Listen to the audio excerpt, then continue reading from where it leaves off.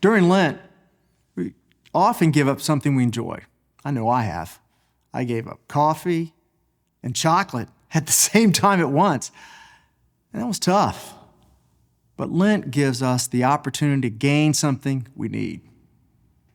As we enter an election year stoked by fear, distrust, and even anger, we need to become better listeners to help us gain a better understanding of those who live, think, vote, and worship differently than ourselves.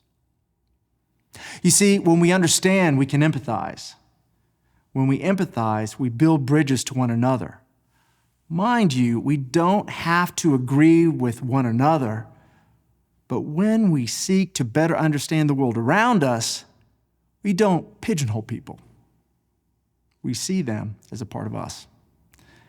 You see, it's hard to hate, hard to fear what you know. Years ago, as a Metro columnist for a daily newspaper in Greensboro, North Carolina, I spent a Saturday night a week before Easter in a dirt parking lot underneath a downtown bridge. I came to see a church with no walls. Food and clothes covered a collection of cafeteria tables in the back, and a lectern and rows of metal chairs were placed up front. It created a makeshift sanctuary to help those with little hope hear a message of hope.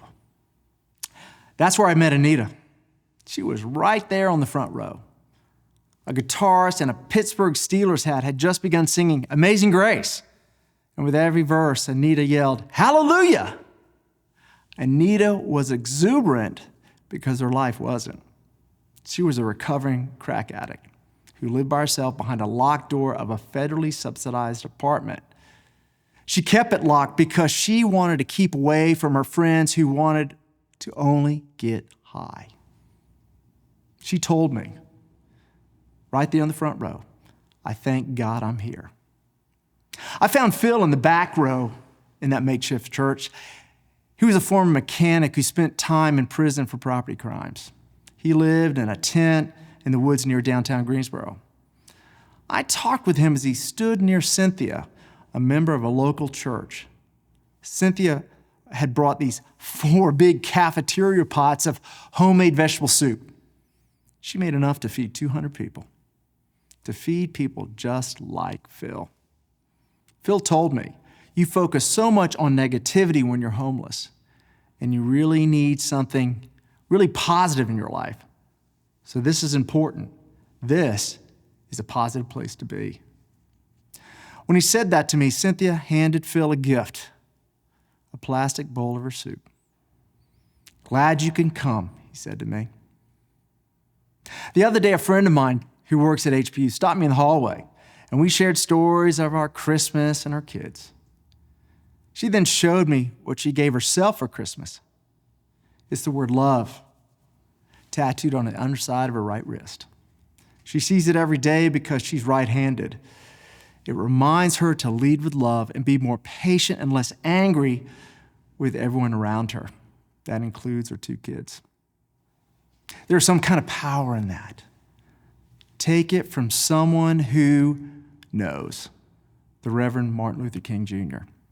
He wrote, "I am convinced that love is the most durable power in the world. It is not an expression of impractical idealism, but practical realism.